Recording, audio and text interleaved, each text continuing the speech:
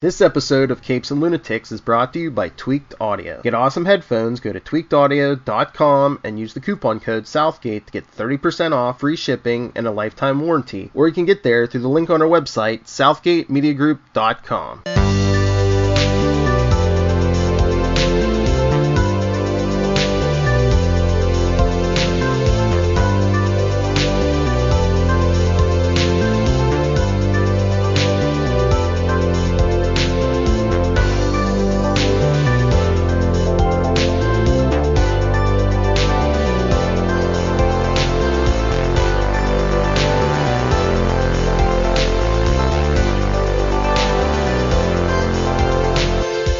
Avast me hearties, and welcome once again to Full Stream Ahead.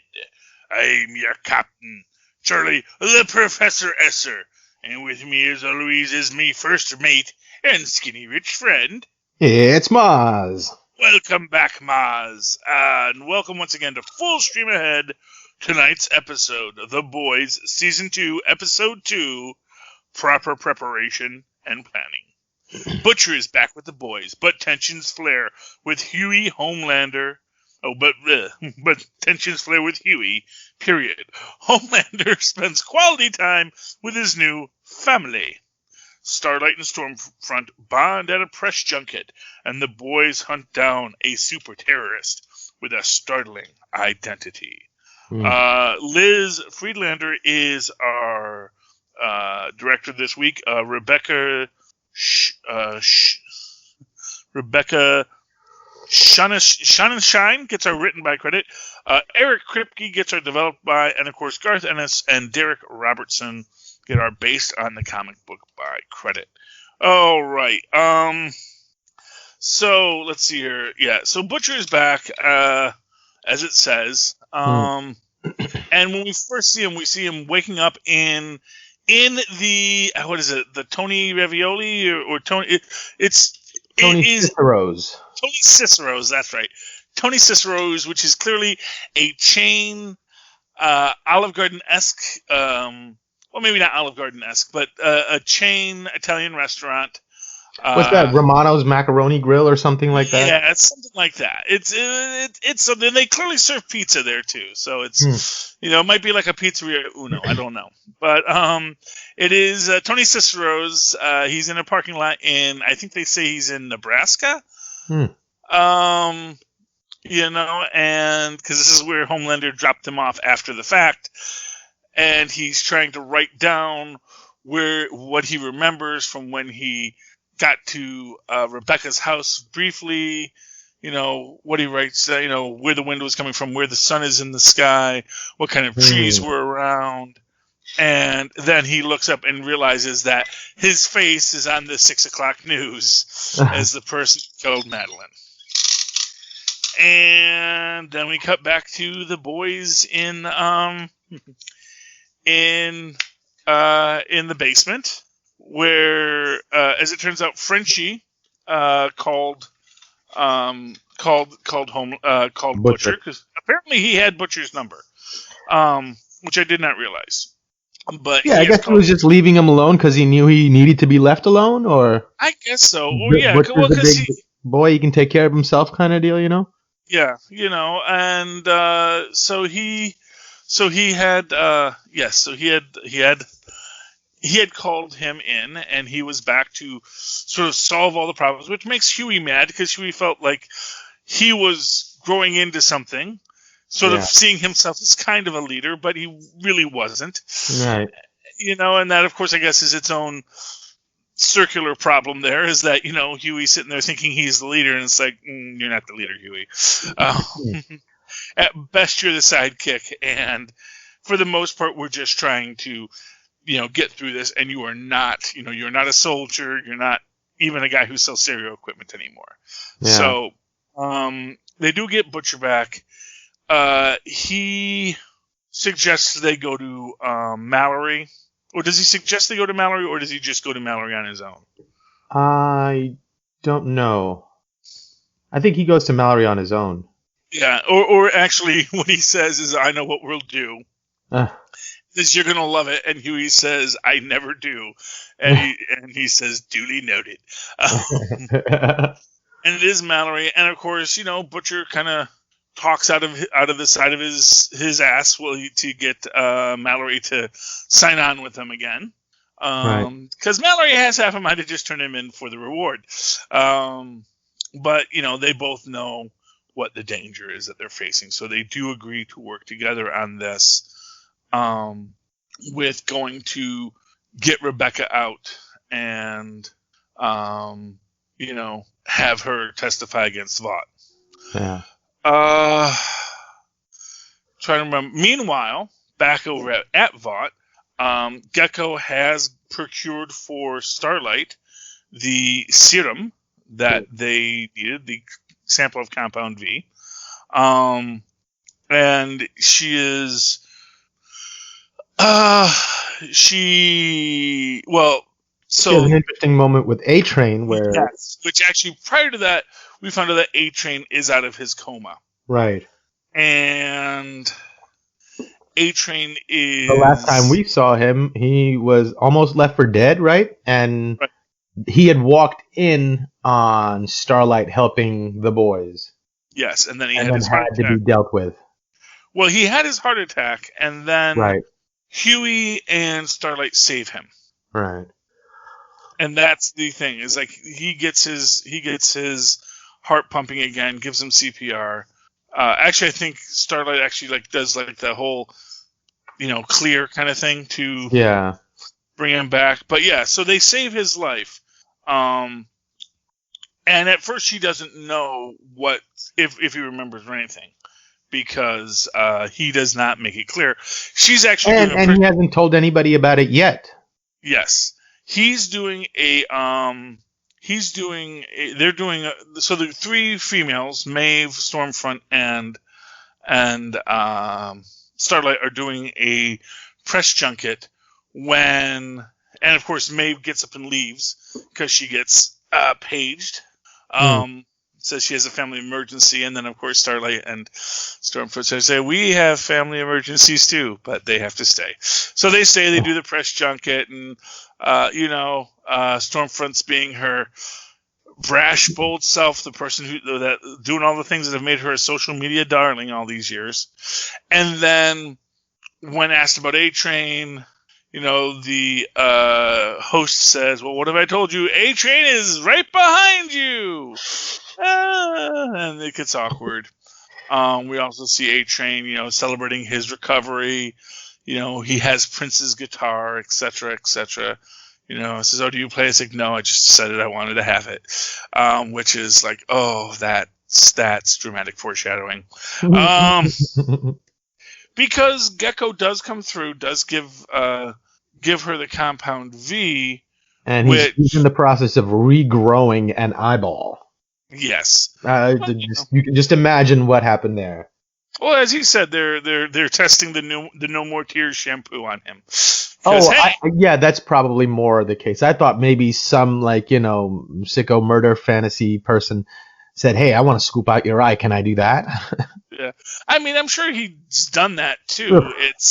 But that probably makes more sense that they were. Yeah. He makes mention that they're testing, because that's what he does. They basically test stuff. They Vought Cosmetics. They test things on him. Hey, but it gets them that animal safe. He's saving so many bunnies.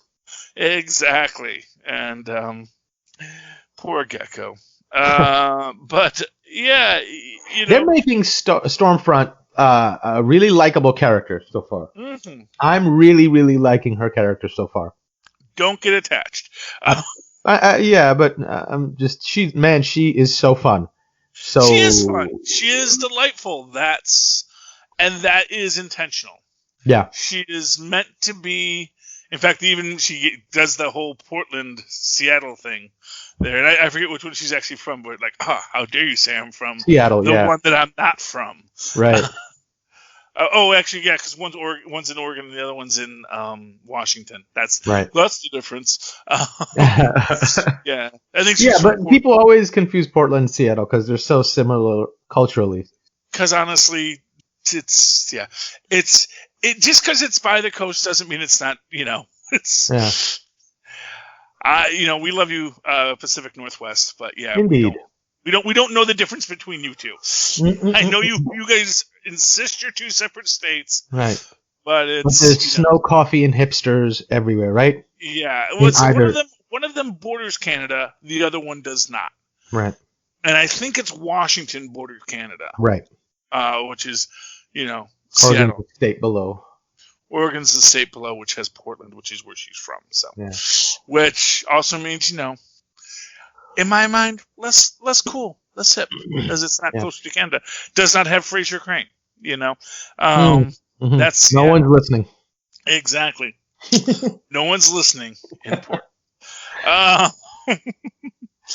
But as it plays out, she is very likable, and she's very brash, and she's very what does it matter?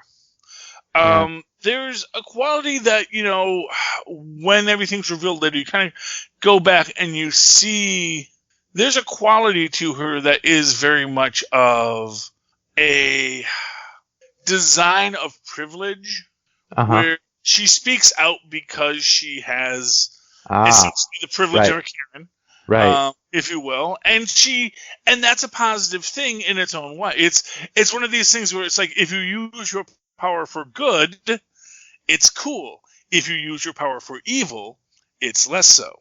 And so the question with Stormfront is she using her power for good or for evil?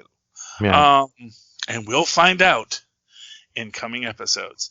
As it stands, Stormfront catches her receiving the V. Yes. And she's able to hide it and get away from him, but she has to hide it in Stormfront's bag.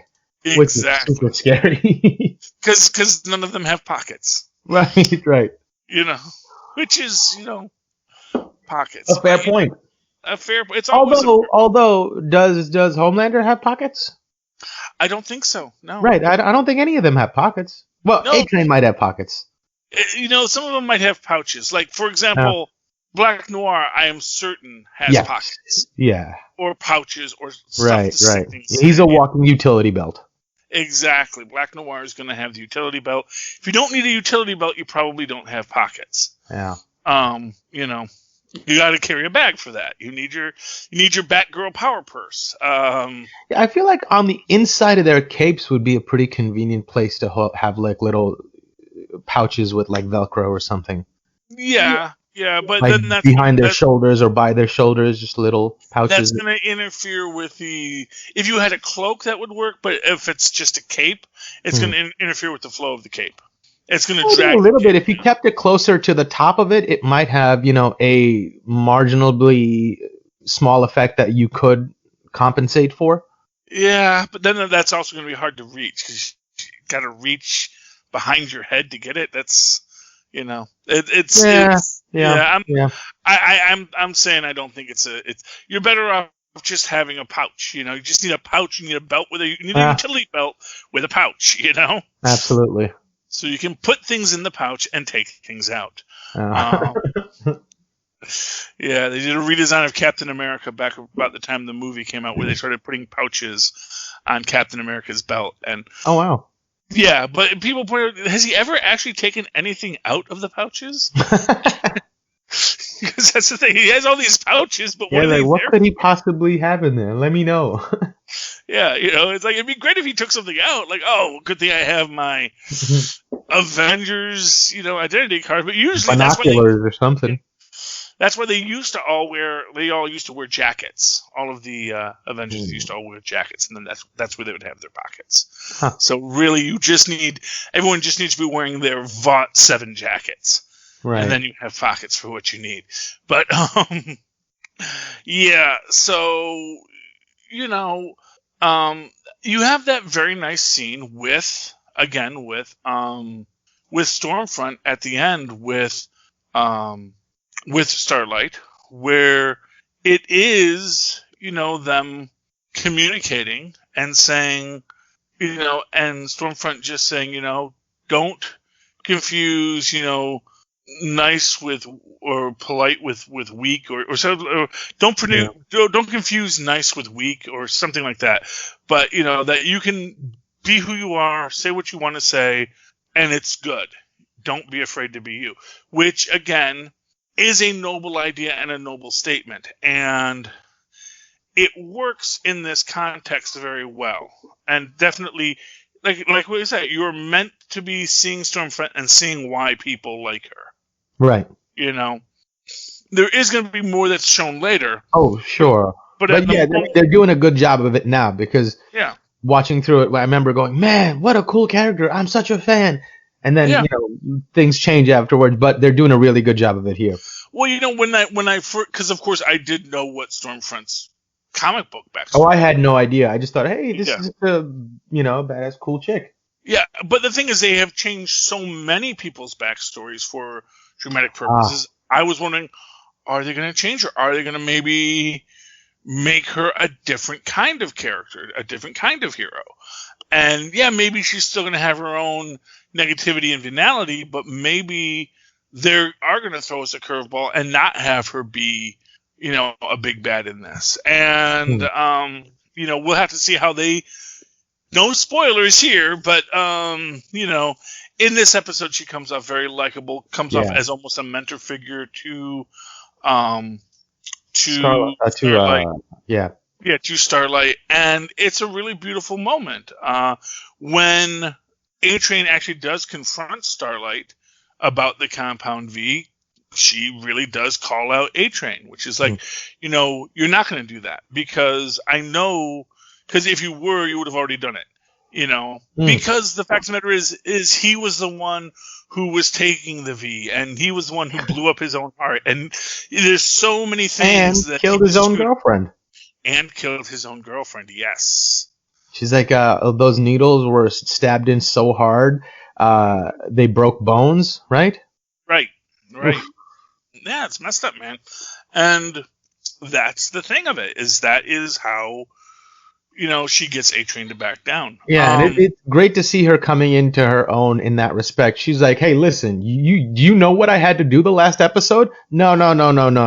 This is not good. You need to and I was like, she really stood up for herself. So that was really cool to watch her come alive in that sense, too. Yeah. And I think maybe a part of that is that, she's getting that confidence, again, from Stormfront. I think that Stormfront is putting her into a spot where she's not going to be afraid to be who she is and to be honest and to fight for what is right for her. And of course, that's how they get you.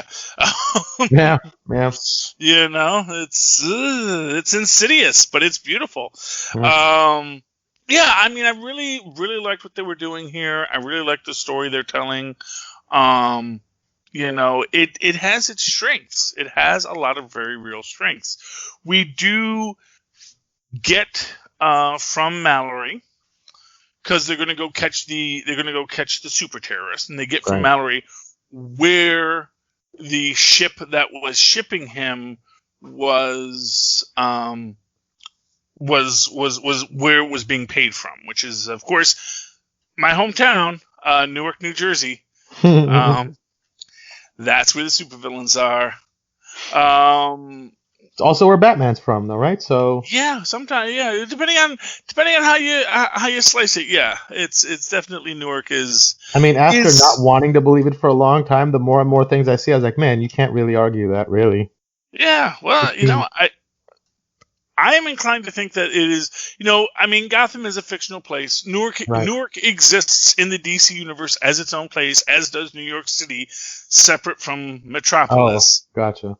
Yeah, there is a New York City, and then there's a Metropolis, and they never really explain to you what the difference is between all these places, but, they are separate, but definitely Gotham was inspired in many ways. It's meant to be, I think, an amalgam of New York City and Newark, New Jersey, and several other places in New Jersey, because when they were designing it, they were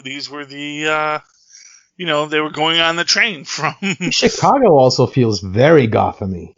Oh, yeah. Yes. Well, it is. It is. I mean, a lot of places are.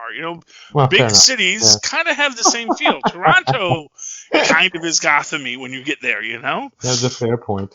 You know? I love Toronto. Not as many superheroes in Toronto, though. Which is one of those odd things. I do find it weird that Vought hasn't, like, done more to franchise superheroes outside of the U.S. Well, it also seems strange to me that, this is akin to nuclear power, right? And other countries aren't scrambling to figure out how it was done or to farm their own people to see if they can find, if they think it is natural to find instances of that in their own people or nothing. And there's no, wild programs anywhere or anything like that. And then it's like, okay, maybe there were and they were not successful, but now they definitely are going to be because Homelander put all that out there. Well, yeah, exactly. I mean, this is what Edgar basically yells at him about, that, you're so stupid, Yeah. He's like, you have no idea what you screwed up with all this. We had a thing going, we had a plan, there was something we were working with, and you have screwed that up. Yeah. So, thanks, Homelander. And that's the thing. Yeah, I mean, it would be, it is. I'm certain there are other countries that have been. I mean, certainly the Russians would have been. I mean, this is basically Watchmen all over again. But then again, it's also possible that Russia was aware and has their own line on things. We don't know because we don't really get that sense of where they're at. And of course, by this point in history, we only know what has been done and what has not been done. We know that, probably, there were Nazi versions of superheroes as well, because since we know that Vought was from the good old fatherland. And I guess at some point in season 3, we are going to see Soldier Boy, who was the Captain America. For the Nazis? No, for the U.S. Oh, okay. Because what they say is that Vought comes to the U.S. in 44. And then the first thing he does is he creates Soldier Boy, who...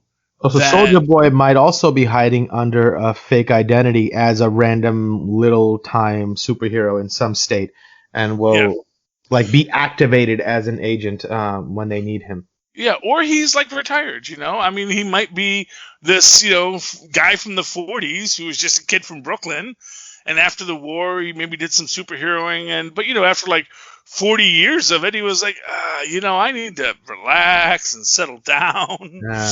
I want to know what circuit. Yeah, that kind of brings me back to what is Stan Edgar's background? I want to see his backstory. How did he get here? Well, my theory is that similar to what's his name, Ultimate Nick Fury, he was experimented on against his will, and my theory is that he was a U.S. POW who was experimented on because he got shipped to Vought's camp. Or he was a U.S. soldier who got experimented on by Vought when he changed sides in 1944. So anything is possible. But I like the idea of him as a captured U.S. soldier who gets experimented on and then gains powers, and that because that was always that's my theory. That's my fan theory, and we'll see what happens. But yeah, because I do feel that he probably has powers, but it may be that he has no powers. He just is confident because he knows how reliant everyone is on Vought as a company. Right. And that, even if we don't have a way to stop Homelander, we know that Homelander probably can't order a sandwich by himself. That Homelander would be, if he did not have Vought to take care of him, would just completely disassociate and probably wind up it's I have a fan theory, which if you listen to our sister show Capes and Lunatics and Super Connectivity, you will hear what my hope is for the Deep for season 3. But I get the feeling that Homelander is is someone who would have a very hard time if Vought wasn't there for him. Because, for what it's worth, yes, he has near limitless superpowers, but that doesn't mean he has limitless superpowers.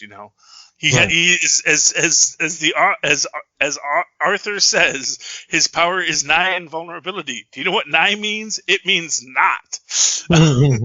His power is he's not invulnerable, and that is, I think, the case with Homelander here, is that he is not invulnerable. He thinks he is, but not for nothing. We don't know if because he has super hearing too. If that old box him in the ears trick would be really devastating for him as well, in the same way it is for the Incredible Hulk. That actually, that's one of these weird things that they realize, because they usually do it with Janet Van Dyne. They have her shrink down, fly into the Hulk's ear, and shoot his inner ear. Oh, wow.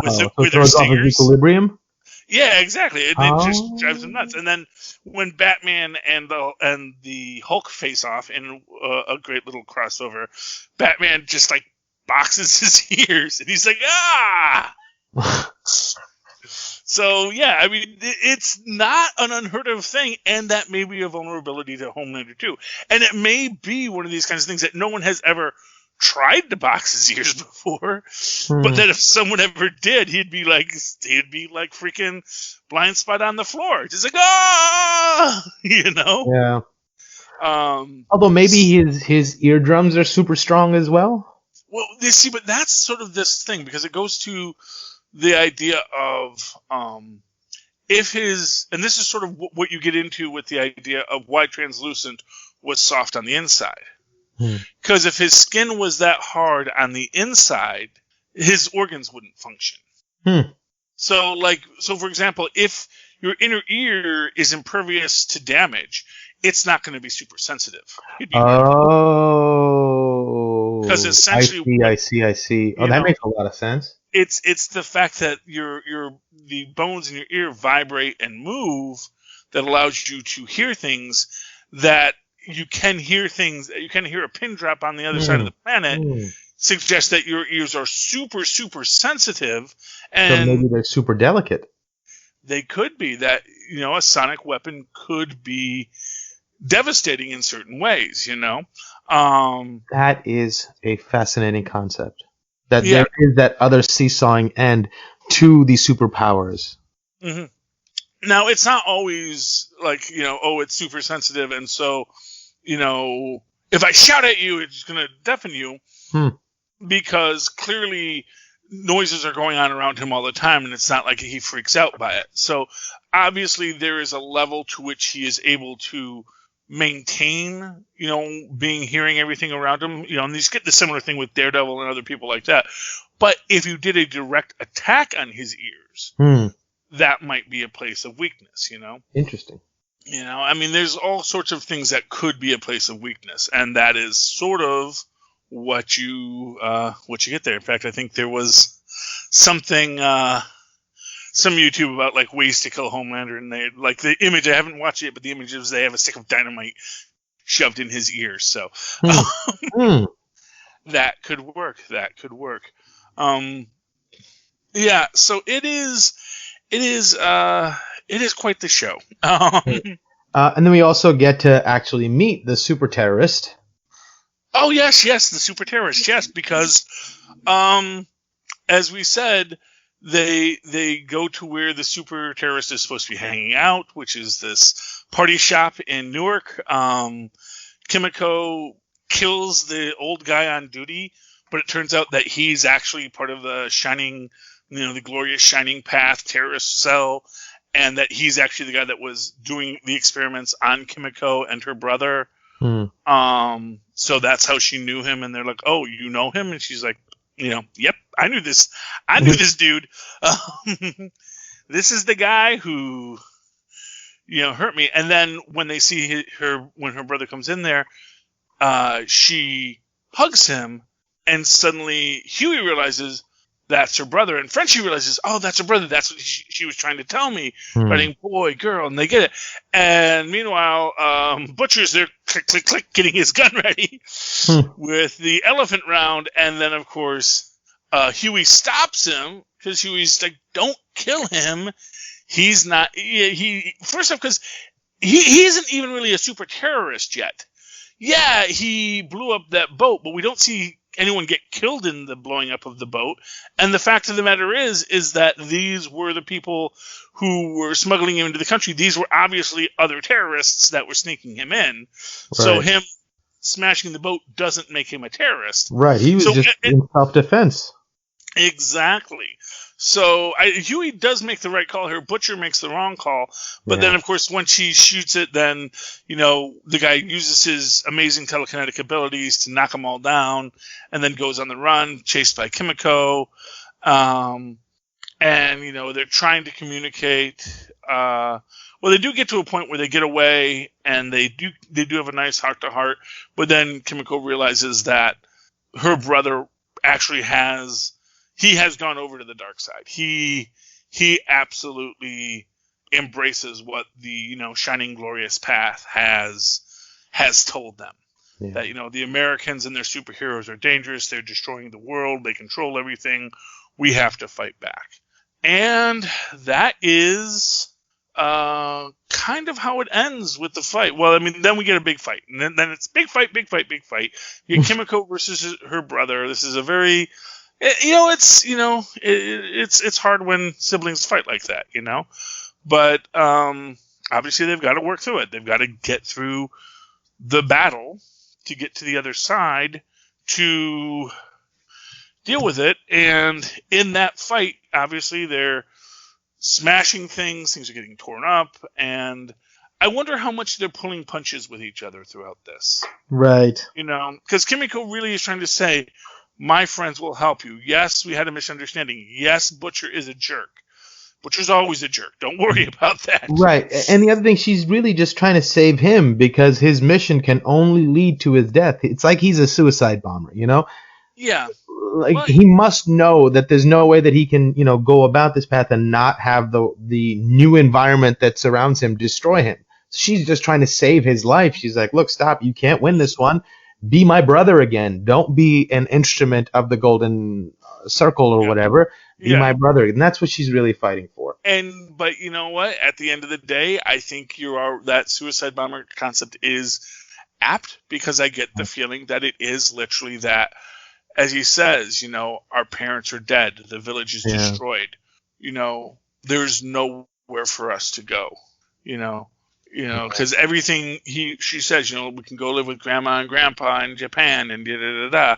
It's like, no, this is, it is in its own way kind of a suicidal ideation he has. He just wants to have his death have meaning, is what I would say. Yeah. And he doesn't want to live, but he doesn't want to just go out. He wants to go out. Being lasered by Homelander, unless he gets to kill Homelander first. Right. Which, who knows, he might have, And that's always this thing, is if he had trained a little more with his powers, had he really developed his powers, if he had just listened to Kimiko and said, hey, we're aligned here. Our goal is to kill Homelander too. Why don't you join our side? You can't do it by yourself, but we can all maybe do it together. Yeah. And but again, like I said, I think that he just wasn't thinking straight. Yeah. And I think it was exactly that suicide bomber ideation. It was this idea, I want to do this because I don't really, it's not about living for me. It's about doing this thing. So if I'm going to be selfish enough to kill myself, let me at least, be able to give something to somebody through my death. Exactly. And that's and it ends with, she's got him in the sleeper hold and knocks him out, and then the van drives up, they tie up his hands, which I gotta say this, it's pretty interesting that they figured out that he needs his hands free to do this. She might have known it all along. Maybe that's why they knew to do it, because she grew up with except she can't tell that to anyone. And maybe she just started doing it. She's like, oh no. She just knows like, okay, she's stronger than me. She does what she wants if she wants to, and she knows. Okay, so yeah, maybe that's. I mean, he does. It's like clearly he does that. That's his focus. Right. What the real question is that if he had practiced with his powers more, would he have grown beyond that? Yeah, no, I agree. That's the thing. It's like, what exactly could he have done had he not been so rash to just jump into battle? But then we wouldn't have a story now, would we, Mozz? All right, Mozz. Any final thoughts on tonight's episode? Oh, the other thing I think that is important is the Deep having his psychiatric session, and then they give him the hallucinogenic drugs. Yes. And he really gets to explore like why he feels he's not worthy, or why he hates himself, or what he thinks he's not good enough for, and why he's a freak, and all these things. And his gills start talking to him. Man, that's a powerful, pardon the pun, deep scene. Yeah, I mean, it is great. Although it's one of these weird things, and we all love Patton Oswalt, who does the voice of it here. But at the same time, it's also, yes, it is the Deep working through his own stuff, but it's also the Deep's own mind. So it's not like he's criticizing himself on the surface level, but there probably is deeper qualities to it than that. Right. It's like, he lashes out because he's afraid, but then maybe there's more to it beyond that too. So I think it's just all the voices in his head that talk bad about him getting a physical voice. So they're not sort of underneath the ocean anymore. They're out in your face. So he has to confront the voices like, hey, buddy, you hate yourself. And should you? Let's examine that question. And he's never had to confront that. It's always been under the surface, so he didn't have to pay attention to it. And he could just let the effects of his self-hatred express themselves to the world. And now he has to confront it. He's like, hey, buddy, you hate yourself. Let's figure out why. Maybe do you need to hate yourself? I think that's the conversation he's having, and that was really interesting. Yeah, and honestly, that scene, like I said, it is. I'm ashamed that I forgot to mention it. There's so much that goes on, because that was one of those scenes that really did.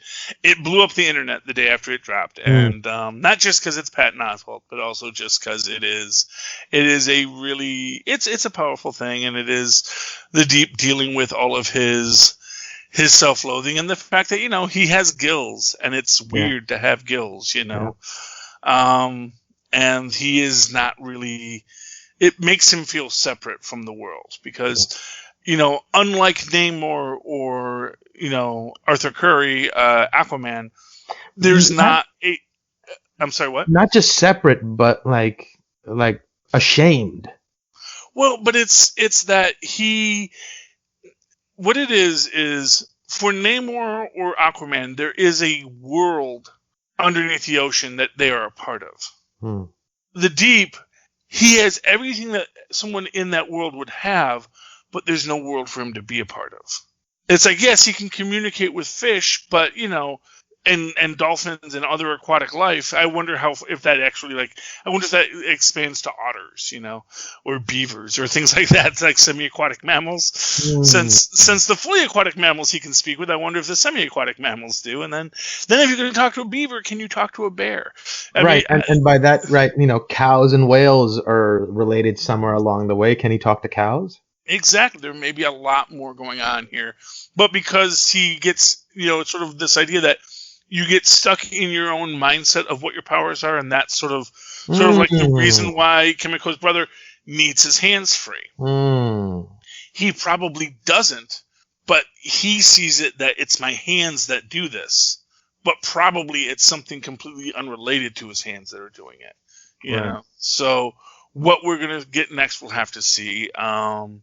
It's, but yeah, I mean, I would love to see the Deep find a family. He needs a found family, and he does not have a found family trope yet. Yeah. But what his found family is going to be could be also a dark, twisted version of the found family trope. So maybe we shouldn't wish for it too fast. All right, Mozz. just a great show all around. I'm glad we're doing this. Indeed.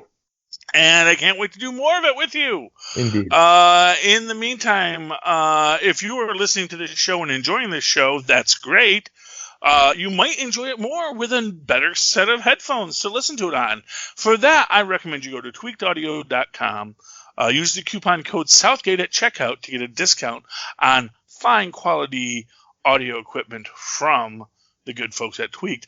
Likewise, that coupon code, it's not just good there, it's good in many places like huntakiller.com, where that same coupon code Southgate will get you a discount on signing up with Hunt a Killer and helping Michelle Gray solve a cold case and maybe learning the mystery of the Blair Witch. That's something else. They got it there. Go to huntakiller.com. Check it out. See if that's for you. And if it still is not what you're looking for, go down to our show notes. We have a link to this place called Amazon.com. I don't know if you've ever heard of it, Mozz, but Amazon.com, if you click on our links, it'll take you right there. And there you can buy pretty much anything else you could ever want, including Pod Life the Book, a book produced by the Southgate Media Group podcasters, where a number of us have written chapters about why we podcast and what it means to podcast and how podcasting has saved their lives, and other deep and moving and powerful stories. So highly recommend you check that out. It is available both in paperback and in digital download for your Kindle. And in the meantime, if anyone does that or does anything else, how can they tell you about it, Mozz? Oh, they can email me at mozzmanzoor@gmail.com or find me on Facebook under Mozz Manzoor. That's MOZZ MANZOOR. And, of course, you can always write to me in that old-fashioned email where Mozz and Poz once did at superconnectivityblog@gmail.com. That's superconnectivityblog, all one word, at gmail.com. And, of course, follow me on the Twitters. I live tweet things. Lovecraft Country, when it was on, I'm going to try and do it. I'm looking for something else because by the time this airs, the final episode of Lovecraft Country will have aired. I'll retweet it when it comes back out, but until then, give me a recommendation. Tweet at me. Raised by Wolves? It has to be a live tweet. Oh, fair enough. See, I don't just go... that's what I use Facebook for. If I want to talk about something that's streaming, I go to Facebook. But the whole point of Twitter is it's live. Do it live. And so... give me your ideas for something to live tweet that is on TV on a regular time that I can live tweet. And then I have to stay up for it and do it. So probably anything that is like, before 6 o'clock on an afternoon is perfect. Before I have my tea and oatmeal. Okay. And to follow me there, that is at Charlie Esser. That's CHARLIE. Yes, SCR. Look for the 2 E's in the middle. For quality. Bing! Thank you, Mozz. All right, me hearties. You've sailed the soggy seas of streaming content with me and Mozz once again. Please come aboard next week as we once again sail full stream ahead. Arr.